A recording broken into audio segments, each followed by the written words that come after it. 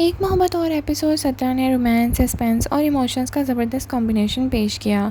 एक तरफ हारून पर जानलेवा हमला होता है, दूसरी तरफ खुशबख्त के दिल में मोहब्बत की हल्की सी रोशनी जागती है।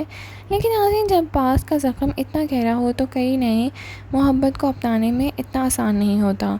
आइए करते हैं डिटेल रिव्यू।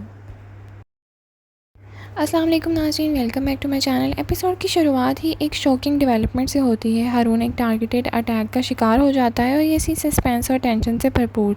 लेकिन खुशकिस्मती से हारून इस हमले से बच जाता है। हारून की सेफ्टी ने खुशबख्त को भी इमोशनली अफेक्ट किया और वो चाहे अपने इमोशंस ओपनली एक्सप्रेस ना करे, लेकिन उसकी फ़िक्र और कंसर्न साफ नज़र आ रही थी। इसी इंसिडेंट के बाद दोनों कैरेक्टर्स के दरमियान इमोशनल डिस्टेंस और भी कम होता दिखाई दिया। एपिसोड 17 का सबसे खूबसूरत सीन हारून और खुशबख्त के थे।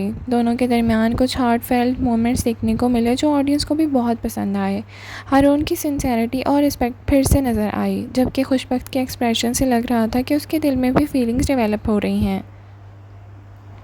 कहीं इतनी सिंपल भी बात नहीं है कि पास्ट को भरा देना। खुशबख्त का पेनफुल पास्ट अभी भी उसके और उसकी खुशी के दरमियान सबसे बड़ी दीवार बना खड़ा है। उसकी अब्यूसिव मैरिज का ज़ख्म अभी तक बढ़ा ही नहीं, इसीलिए वो हर कदम सोच समझ कर रखती है। एपिसोड में कई मोमेंट्स ऐसे थे जहां लग रहा था कि खुशबख्त हारून को अपनाना चाहती है, लेकिन फिर भी उसका डर और इनसिक्योरिटी उसे रोक रही है। ये इमोशनल कॉन्फ्लिक्ट कैरेक्टर को और भी ज़्यादा रियलिस्टिक बनाता है। एपिसोड का एक और इम्पॉर्टेंट डेवलपमेंट सोनिया और हारून का ट्रैक में दिखाना था। हारून ने फाइनली सोनिया के साथ क्लियर बाउंड्रीज सेट कर दी हैं और उसने अपने बिहेवियर और डिसीजन से ये बता दिया कि वो किसी कंफ्यूजन में नहीं रहना चाहता। ये मूव ऑडियंस को भी बहुत मैच्योर और सेंसिबल लगी। हारून के इस डिसीजन के बाद सोनिया को भी रियलिटी एक्सेप्ट करनी पड़ी। लगता है कि आने वाले एपिसोड में उसका रिएक्शन कहानी को और भी इंटरेस्टिंग बनाएगा। रोमांस के साथ साथ प्रोफेशनल फ्रंट पर भी टेंशन बढ़ती नज़र आई। खुशबख्त के करियर और रेपुटेशन को टारगेट करने की कोशिशें और तेज़ हो गई हैं और उसके दुश्मन अब ओपनली उसे नुकसान पहुंचाने की प्लानिंग कर रहे हैं। लेकिन एक बात क्लियर है कि खुशबख्त कोई वीक कैरेक्टर नहीं है। वो असिस्टेंट कमिश्नर है और मुश्किल सिचुएशंस का सामना करना अच्छी तरह जानती है।